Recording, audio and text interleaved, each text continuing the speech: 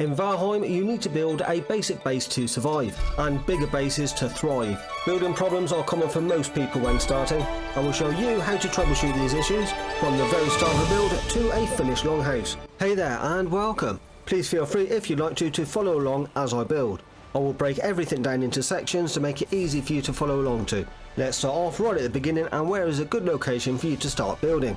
The best and safest place for you to build in is the meadows biome. If you can find a nice spot like this as well, where it's not too far away from the Black Forest, it will be a great bonus. Personally, I like building on the coastal areas. This will save having to build up another base location later on when you want to go sailing, to get to the other zones. This is an ideal spot as it has all of these things, as well as the food source from the necks and the balls nearby. Section 1 is going to cover groundwork and foundations.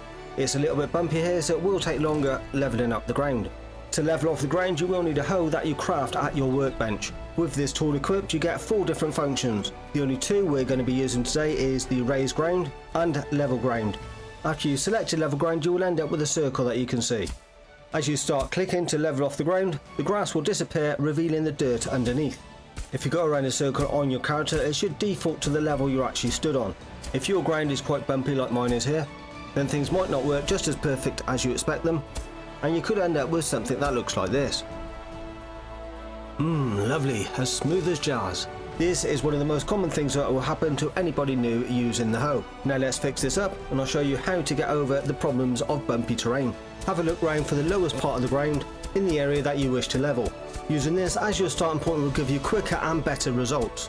When you come across any of the bumps that will not level with the hoe, you can use the pickaxe to just dig these down. Then just go back over the area you've chipped away at with your hoe. After a few passes, your ground will be nice and flat, ready for you to build on.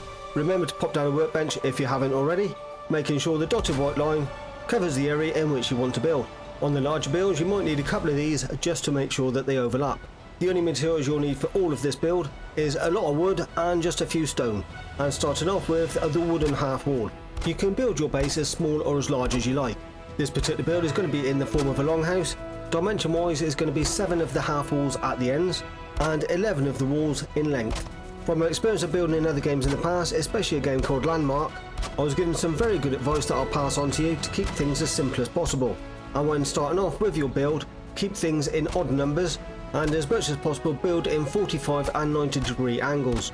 Sticking to these couple of rules, especially when starting out building in Valheim, will hopefully reduce the amount of initial frustration some people may find. After you finish putting down all your walls, it's time for a very important check. You want all of your walls to be the colour blue. This means that they have maximum stability for when building on top of them. Some parts, if the ground isn't perfectly level, you might end up with gaps, and then you just need to raise the ground and then re-flatten it back down again. This will fill in the gap, ensuring that your walls will all be nice and blue. I will go more into depth in the stability issues that can arise, with a few examples later on in the build. Now it's time to lay the flooring. I'm going with the 2x2 flooring.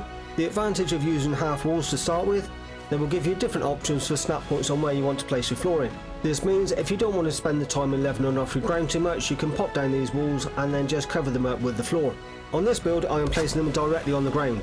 This is because, as you can see, I like the beam detailing that goes along all of the half walls. There is also a more important build reason that I will show you later on. If you start off in the very corner of your build, you can use your middle mouse button to rotate each piece.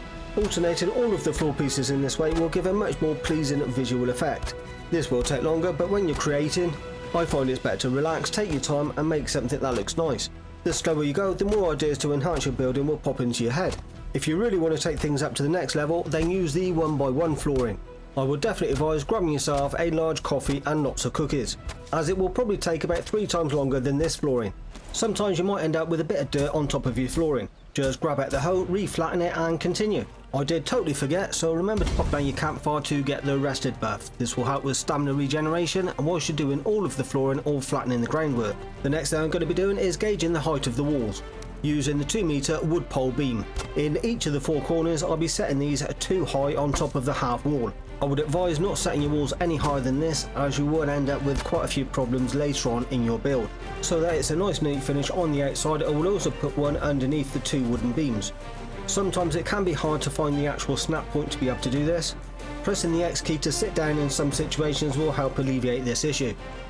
The next thing for this build, if you're following along, is I set down some more beams. 3 walls in from either end, then a space of 2 walls and a gap for the door at the long side of the building. Using beams to frame the doorway will give it a bit more depth and character. Also, if you are doing a building this long and tall just using wood, you will need the extra support that these beams will provide you later on. Next thing to do is just duplicate all of the beams on the other side. After you're done, pop some ladders down in between each of the beams, stacking them 3 high. This is to make things a lot easier for you when you're using the wood beam 45 degrees as a start of the framing structure for your roof. Just line them up at the top of the beam and then you want to stack them 3 high. And we will be doing this on every beam at both sides. All of these will be needed for support later on and give your roof a lot more character and detail. Remember to eat some food whilst you're building, if only to give yourself some extra health. Many Vikings have forgotten and have died from fall damage, including myself. It's even funny the first couple of times, but then it just gets annoying. Building in Valheim rarely goes right first time. Here is an example of one of the more common stability issues that you may face. As you can see, both of the sections I hover over are actually green. Then the next 45-degree angle is green, then yellow, then orange, and then the final one is red. The deep red colour is at the limit of the stability. On the other side it goes straight from green to orange to red, meaning when you go to place the cross section on the top, it will snap into place and you think you're all good, but then after a few seconds it just crumbles. The only logic I can find is the other side is slightly overhanging the wall by about 1 inch. There we go, you've heard it here first, it's official. 1 inch really does make a big difference. I will show you how to work the problem of the cross sections later on. For now, I'll just pop a doorway framed up just like I did with the door at the side at the other end of the house. At this end, I've just stacked more half walls on top of the others. Then a full height wall followed by another half height. This will make your walls at the exact height of the beams that you've placed. Leave a few gaps for the windows wherever you choose, and the cross sections can also make for nice detailing above the doorways. At this end I just do an exact copy of the other end with the 45-degree beams on the cross section at the top. Much earlier on in the video I said to you why I will be showing you why I like to place the flooring directly on the ground. This is because the flooring will turn blue and ground it and giving you maximum stability. This means you can place other pillars on top, allowing you to build extra stability for the roof. Height wise, the vertical support pillars are 3 of the 2 meters and 1 of the 1 meter on top. I do this with all of the 4 pillars directly in the middle of the room, in line with both of the 2 doors. Next I use the 2 meter horizontal beams to join everything up all the way along, and afterwards you can then use the 45-degree angle beam, creating a triangle at both ends. You just need to do the exact same process on the other pillars in the middle of the room. At the other sections not in the middle of the room, I've just opted for the 1 vertical beam. Same height with the vertical. At the top of these beams though, with your horizontal beam, you want to snap it directly in the middle. Then it will line up nicely with 3 of the horizontal beams each side. Finish off with 45-degree beams and you're done with all of the additional support you will need for the middle of the roof. Finally, you can now place the cross sections without fear of them falling down on your head. If you're wondering why I'm not finishing off all of the walls first and concentrating on the roof, along with showing you the pros and cons and the ins and outs and the problems you might face, to be honest, in my opinion, any build, the hardest part to do is actually the roof. Once you've got the roof done, finishing off the walls, putting in some windows and doors is really very simple. Just like in real life, when you're doing a roof, the best thing to do first is to erect your scaffolding. Especially with taller roofs, trying to snap things into place can be really difficult from the ground. Getting up nice and close to your roofing sections when you're trying to place them, it will be a lot easier to find the different snap points that you can choose from. Pop yourself some ladders down in periodic places around your building, and use the 2 meter flooring to go all the way around. This will take some time setting up, but save you a lot of frustrations later on. After all the scaffolding's done, we can now thatch the roof. Starting with the thatched roof ridge 45-degree. Starting at the one end, you can then snap these to the cross sections. Then watch it break and fall to the ground. Are you having fun yet? Anyway, we mustn't get angry and be at peace and be gentle with our wood. I'm definitely not trying to put you off building, it is a lot of fun once you get used to it. I'd rather leave these issues in the video to keep things realistic in how your build might go, especially if you've only done 1 or 2 buildings before. Time to work this problem out, and we're going with the vertical beams again. We need to work our way up all the way to the cross section and try and change the colour of it from red to orange or yellow. I duplicated the same pattern as the frames in the middle, and this worked perfectly placing it on the end. However, what this meant was the ridge section was now coloured red at both ends, so anything you place in the middle is going to break and fall down. I went for plan B with vertical sections going directly down the middle. This turned the cross section green and I thought, well, I'm good to go. I forgot about the opposite end, so this also does not work. and I didn't want to put vertical beams all the way along the middle. Let's shrug that one off and carry on with the rest of the roof for now. Just using the standard 45-degree thatch pieces. You'll be able to snap these to the framing, and also because they lock onto the walls at the top, these will be nice and stable and not as frustrating as the ridge sections.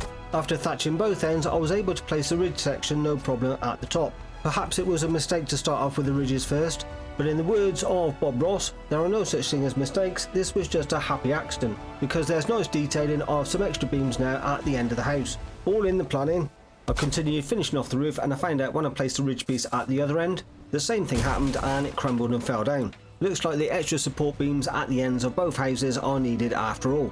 This build is pretty much at the height limit you'll be able to go to just using wood. I wanted to show you, even if you're just starting out building, you can have yourself a nice decent sized base with some nice character features, with ample room for storage and workstation upgrades. Now that your roof's complete, it's always worth checking just on the inside if there's any gaps and things you just haven't snapped quite in place properly. This is just a case of grabbing another roof piece and patching over it. Because you've already got an existing roof up there, it's a lot easier to just snap a piece over it. Also from the inside, you can use the small beam detailing on the roof tiles for lining things up. Now it's time to show you how to fit in both ends of the house. At the ends there, because you've got beams going off at angles, you won't be able to fill them in with just the half walls and the full height walls. You would also be using a mixture of the 45-degree half and the inverted 45-degree. Another little warning and heads up for you, you will have to be patient trying to find the snapping point for these. It can be a bit frustrating and tricky. If you look closely at the small white cursor just by the yellow vertical bar, and use this to try and line up where you want your wall to go. The cursor indicates where it will actually snap to. And when you're building, sometimes you'll have to face down, sometimes look upwards, and sometimes sit down. If nothing seems to be working for you and you can't snap a wall over a beam, just destroy the beam in place using your middle mouse wheel. Then you shouldn't have any problem snapping your wall into place.